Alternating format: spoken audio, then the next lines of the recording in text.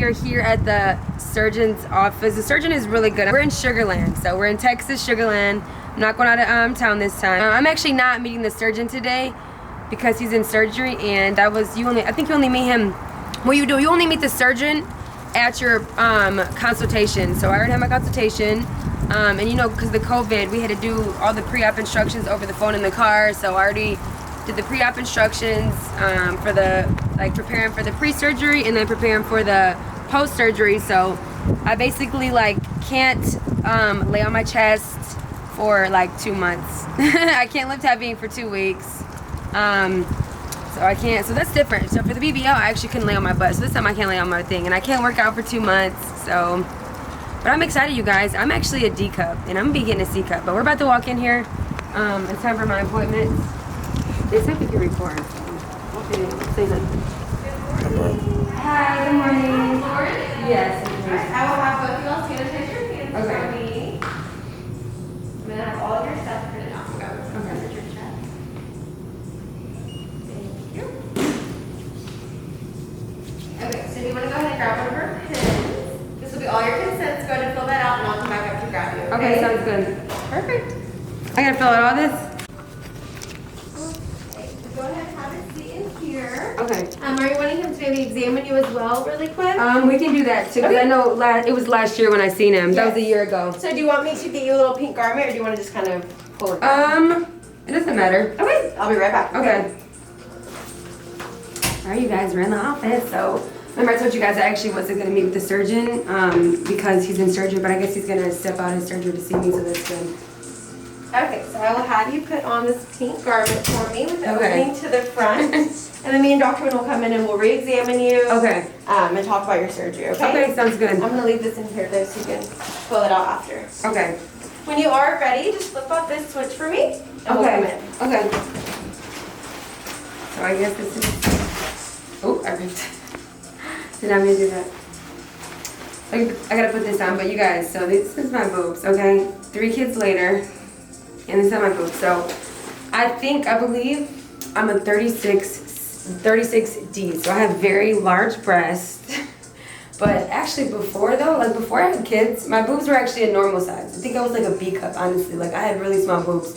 But I think because my mom has big boobs, so eventually I was going to, I think, grow into big boobs. So before I had kids, I got pregnant when I was 19. So I think I was probably bound to at least get a good size. Because even my sister, like my older sister, she has big boobs too. So that's good. The surgeon's going to meet with us because, I don't know if I told you guys, so my actual consult, I actually was here a year ago because I wanted to get my boobs done.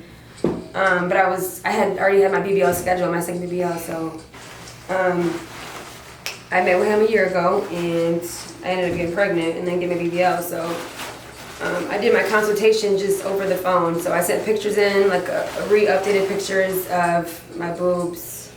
So, and they just said, okay, you can still get surgery. So I'm like, I want to have at least one more consultation and meet with the surgeon, you know, before I go into surgery. So yeah, we're gonna do that. We're gonna meet with the surgeon, so that's good. Key to the surgery is that we need to reconstruct the breast so it's rounder and perkier as much as we can. Exactly right. It's all based upon the amount of breast tissue that you have. Okay. Okay, so here's the key. Number one is you have loose skin, okay? Right. But when you look at your breast, it may look fairly broad and large, but take a look at it from the side. There's not much breast there. You have more surface area than volume. Okay. Think about it this way. When you look at your breast, or if you look at a basketball, straight on, it looks round. Right. Right? But what if you flatten the basketball out, but still looked at it from the front view? It still looks round. But what if you then turn it to the side? It's pretty flat. You see what I mean? Okay, yeah. So your breasts aren't as large as you think they are. Okay. Okay? So we're going to remove some breasts for sure, but reconstruct it. They're more like flat and saggy. Yes, so Yeah. we're going to reconstruct it so Thin. we can get more roundness to the For breast. sure. And I'm going to move the breast a little, okay? Okay. See what I'm going to do? I'm going to reshape it so it creates more of a cone shape, and you'll have some more upper pole fullness and medial fullness. And the idea is to take the breast off of the abdomen. Yeah, for sure. Okay? Yeah. So that's the key to the surgery. Yeah. The good news, your breasts are fairly even. This one's a little bit longer. Okay. So I'll make some adjustments for Okay. that. The other thing to remember is this. You have a lot of stretch marks here on your breasts, right? I do. And so I have 3 kids. Yeah, well, that's an amazing thing to be able to do for sure. But the stretch marks I cannot change. But look what happens when you tighten the skin. It looks less noticeable. For sure. Okay. Mm-hmm. So when we're done, the breasts are going to be very perky, very round. Perfect. It's going to look really good. Now, Okay. over time, your breast skin will stretch some. It will assume a little bit more of a teardrop shape, Okay. but it's not going to fall to where it is today. Yeah, it's like covers half of my stomach. I know. Yeah. I know.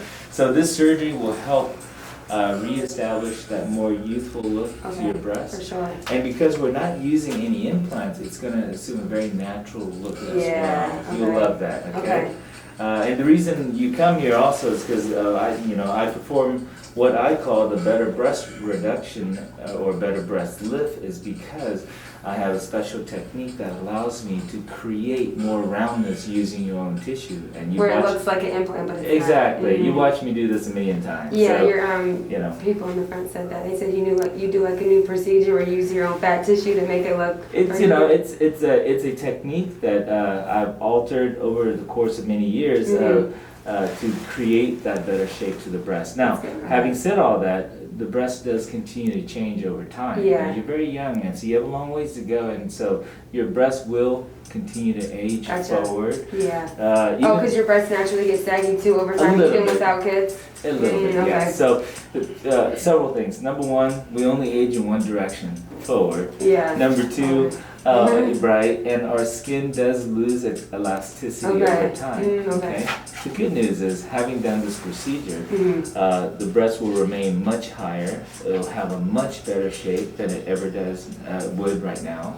Okay. So what if you were to get do people ever do in a few years come again and get another lift? It's, I'd say that sometimes if you have a very large change in your body, if for whatever reason your breast does stretch quite a bit more than we would expect, or if you gain a lot of weight and then lose a lot of weight, of course that's going to change quite a bit. Gotcha. Or you have another pregnancy, those kind of things are life-changing events that will alter your breast quite a bit. Okay, so barring those life-changing events, I think you'll be just fine. Okay. So I know you did mention that you recommend for me to get a C cup. Well, here's the thing with breast reductions, okay?